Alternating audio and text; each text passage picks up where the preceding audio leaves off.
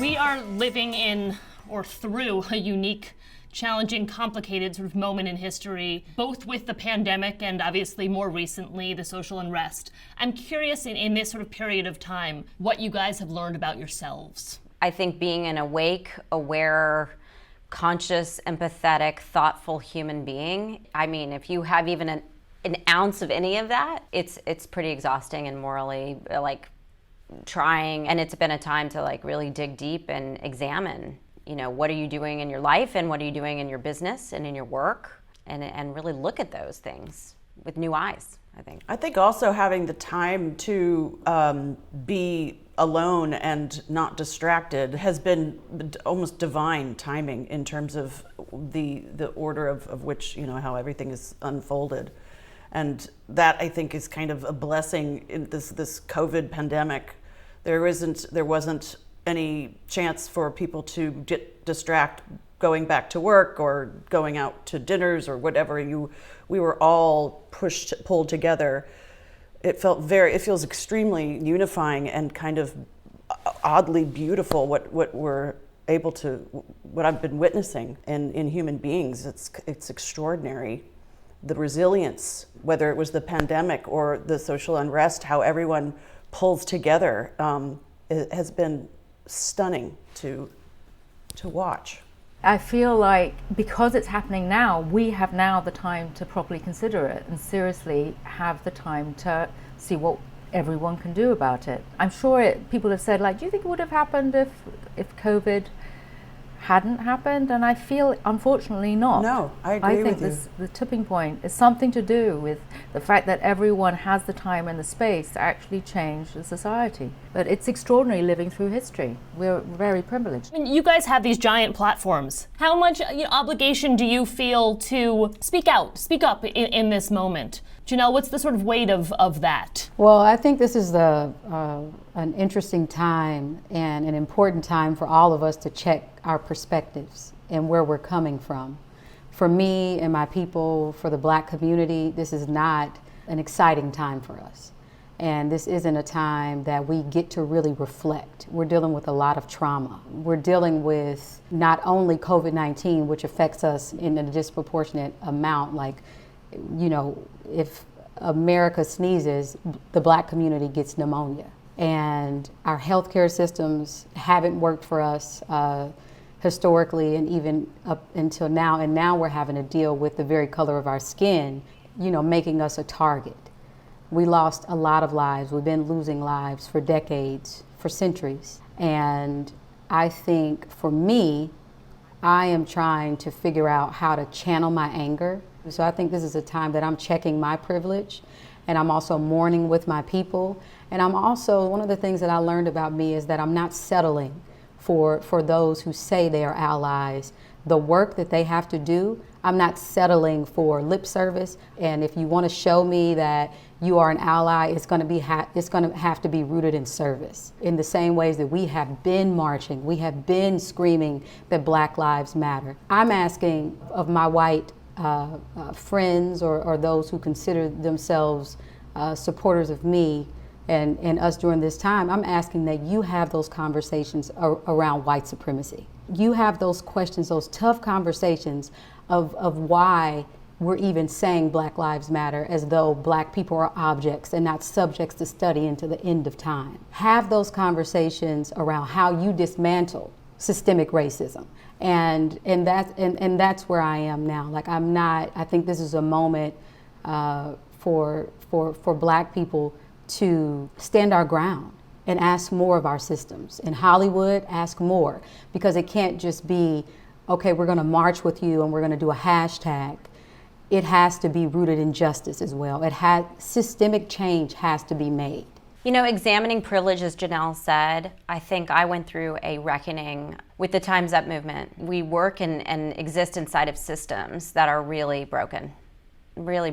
So trying to get strategic about what my influence or power on my platform can help inform or create change.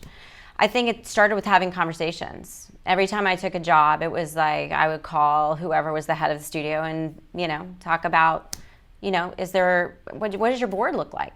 Well, where are your female executives? Where are the people of color? Like, starting to ask more questions about how does the money flow through companies? What kind of representation at my agency? Was there fear with those questions? Were you nervous to ask those kinds of questions?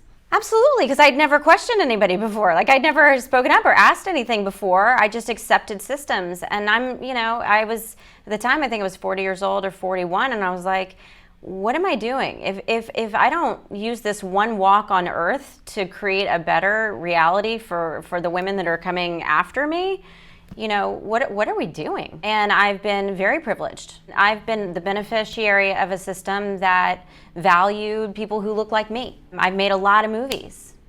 I can make a lot of movies, but I want to make things that matter, and I want to work in partnership and real partnership with people who are committed to change within our industry, within the world, within their communities and their families. And I think that means empowering women and getting women paid. That's something I like to talk about a lot. So we're part of those systems, and we can ask a lot of questions, and we should, and we need to. You guys feel like you'll make different choices at the other side of this, whether it's the stories you choose to tell or the characters you choose to inhabit?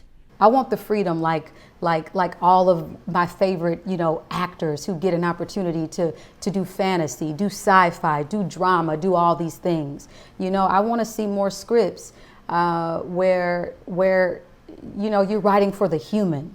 You're not pushing me to be a stereotype of what you think blackness is. Your role in Homecoming was written without an ethnicity attached. Yeah, this was the first script where it didn't specify urban or black.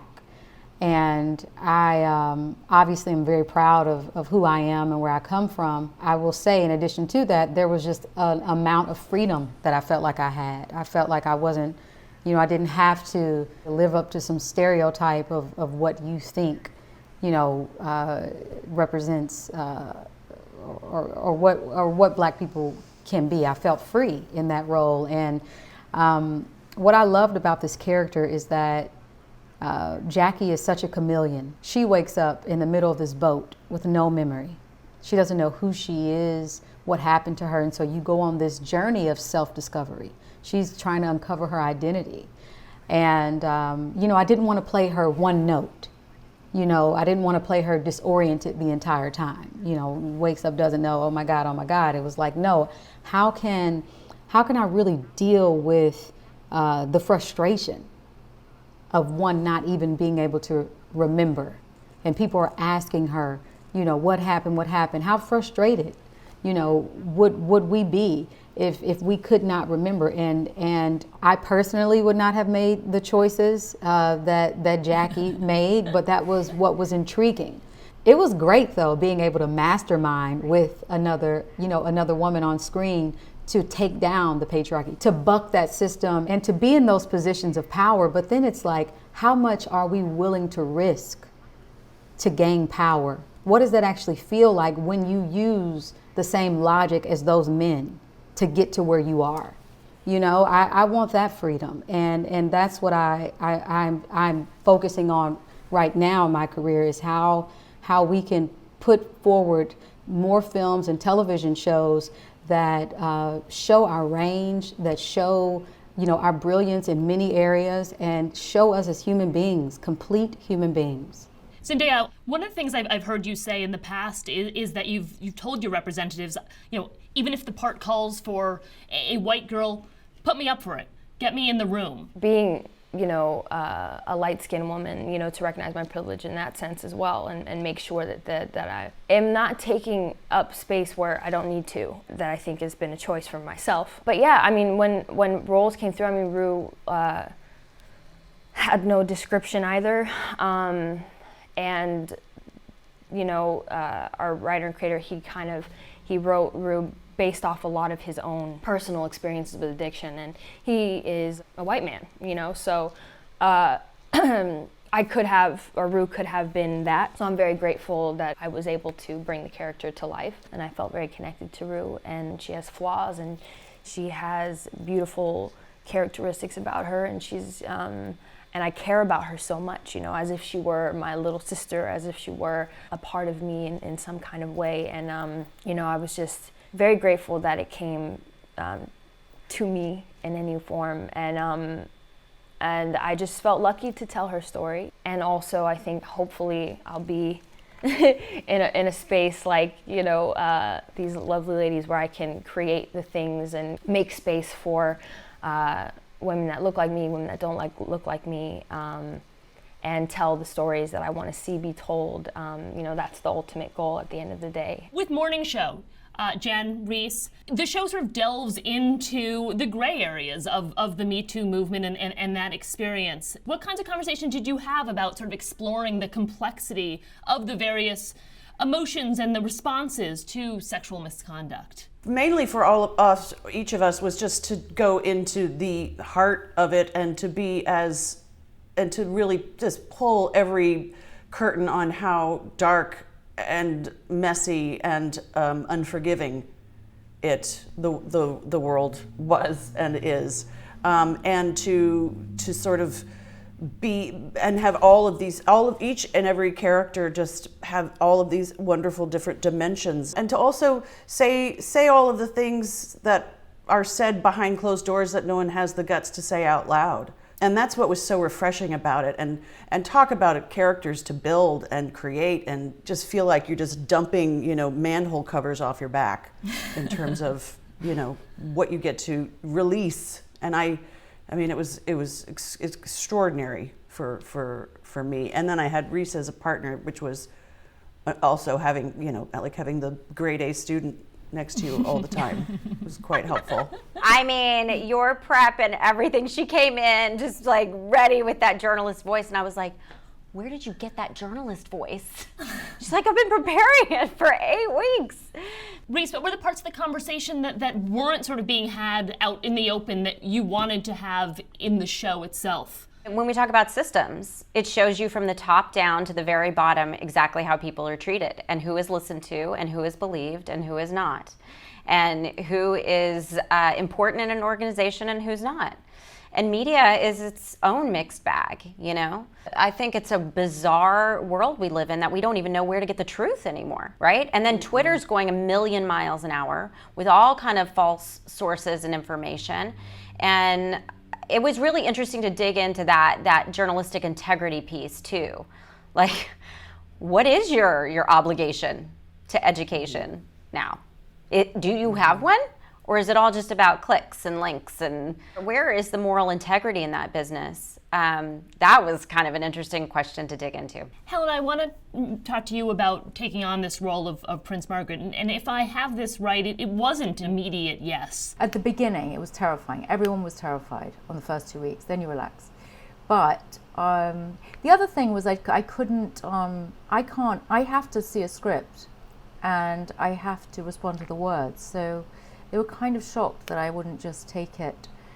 I think Morgan thought I was sort of insulting them, and I wasn't. It wasn't to do with the fact that I didn't believe it wasn't going to be a great script, but I just needed to know whether I could do it. And it's like meeting someone.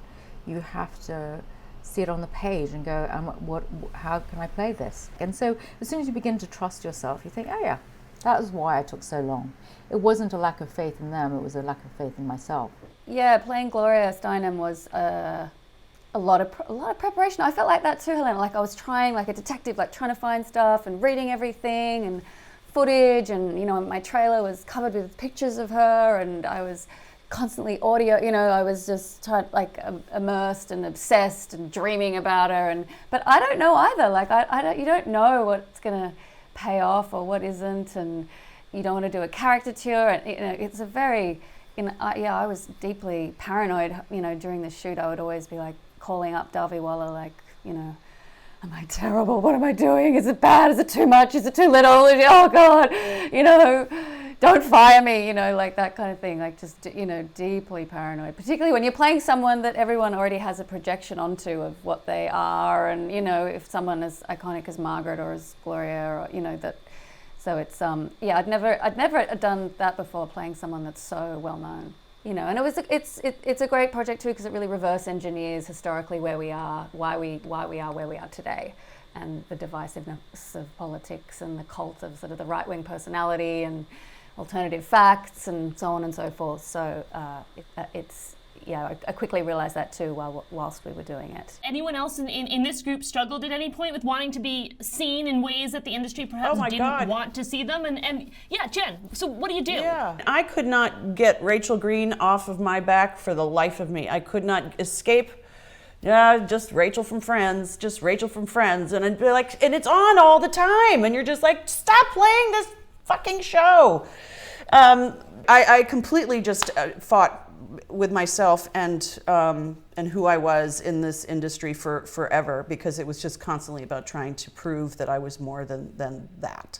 I found a lot more freedom once I'd started doing more comedy, because I'd been doing serious things, but then once you start doing more comedy, then people don't think you can do serious. It's just this ongoing reinvention that you're trying to, people having preconceived ideas about you and trying to shake that up, or like Janelle's speaking about with stereotypes and things like that. You really have to run your own race in a way, and always like be checking in with yourself, and I find too, though, as I get older, is that I'm less concerned about all the noise and just trying to figure out what is the project as a whole that I think is really either saying something or exceptional, or has something about it that could potentially be exceptional. Well, I think also, I think something that's really shifted in our business is streaming too, and the influence of data over our business. So it used to be we were just reliant on a bunch of people who worked at a studio to tell us what movies worked. And we just kind of, blindly accepted it. Or they'd say, comedies don't travel overseas, or black films don't play well in other countries. It's just not true. Now we have empirical data that other stories need to be heard, and there is a huge audience for them.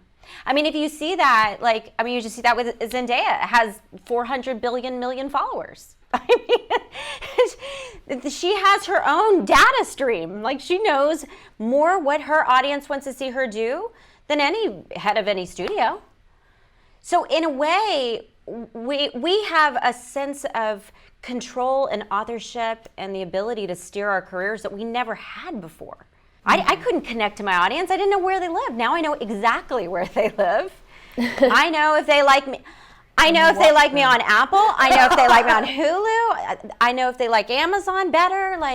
It was greatly empowering. This information age has, brought on a lot of yucky stuff, but it's also brought on this liberation that we are able to connect, and we know we matter.